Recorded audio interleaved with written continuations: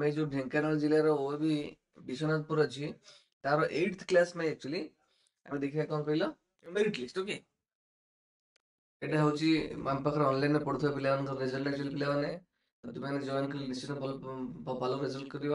କଥା ହଉଛି ଷ୍ଟାର୍ଟିଂରୁ ଜଏନ୍ କଲେ ଭଲ ପରଫରମାନ୍ସ ହବ। ତମେ ଅଧାରୁ ଜଏନ୍ କଲେ କିଛି କରିହବନି, ଆକ୍ଚୁଆଲି ବହୁତ କିଛି ଜାଣିପାରିବେନି, ବହୁତ କିଛି ଶିଖିପାରିବେନି।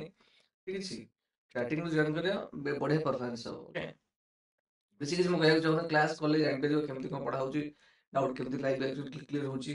ଗୁଗଲ ମିଟରେ କ୍ଲାସ୍ ହବ, ଲାଇଭ୍ ପୁରା ଇଣ୍ଟରାକ୍ସନ କରିପାରିବ, ଯେମିତି ଅଫଲାଇନ୍ କ୍ଲାସରେ ଇଣ୍ଟରାକ୍ସନ କରନ୍ତି ବା କଥା ହୁଅନ୍ତି। ଠିକ ଅଛି, କ୍ଲାସ୍ କରିବାକୁ ଚାହୁଁଥିଲେ ଯୋଉ ନମ୍ବର ଦିଆଯାଇଛି 9439220537 ସେ ନମ୍ବରରେ କଣ୍ଟାକ୍ଟ କରିବ। ଫିସ୍ ହେଉଛି ମାସକୁ 600। Okay, thank you very much.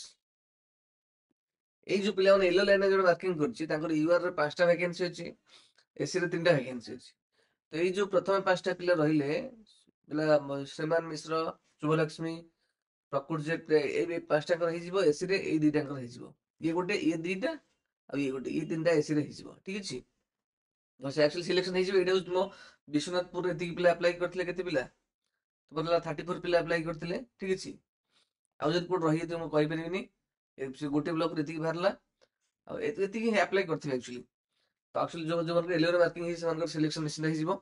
ଆଉ ସିଲେକ୍ସନ ହେଇଗଲେ ଆକ୍ଚୁଆଲି ଦେଖ ଆମର ଏପ୍ରିଲରୁ ଷ୍ଟାର୍ଟ ହଉଛି ବ୍ୟାଚ୍। ତମେ ଜଏନ୍ କରିପାରିବ, ଷ୍ଟାର୍ଟିଂରୁ ଜଏନ୍ କଲେ ବହୁତ କିଛି ଶିଖିବାକୁ ମିଳିବ। ଯଦି ଲେଟ୍ରେ ଜଏନ୍ କରିବେ ତାହେଲେ କିଛି ବି ହବନି। ଆମ ପାଖରେ ପିଲା ପଢିକି ଭଲ ପରଫରମାନ୍ସ କରୁଛନ୍ତି, ତମେ ଇନିସିଆଲି ପଢିଲେ ପରଫରମାନ୍ସ ଭଲ ହବ। ଠିକ ଅଛି, ଜଏନ୍ କରିବା ପାଇଁ ନମ୍ବର ଦେଇଛି କଣ ସ୍କ୍ରିନରେ, 9439220537 ସେ ନମ୍ବରରେ କଣ୍ଟାକ୍ଟ କରିବ। ମନ୍ଥଲି ଫିସ୍ ହେଉଛି ଆମକୁ ମାସକୁ 600 ଟଙ୍କା। ଠିକ ଅଛି, ଥ୍ୟାଙ୍କ ୟୁ ଭେରି ମଚ୍। ଢେଙ୍କାନାଳର ବିଶ୍ୱନାଥପୁର ବି ଗଣ୍ଡିଆ ବ୍ଲକ। ଠିକ ଅଛି।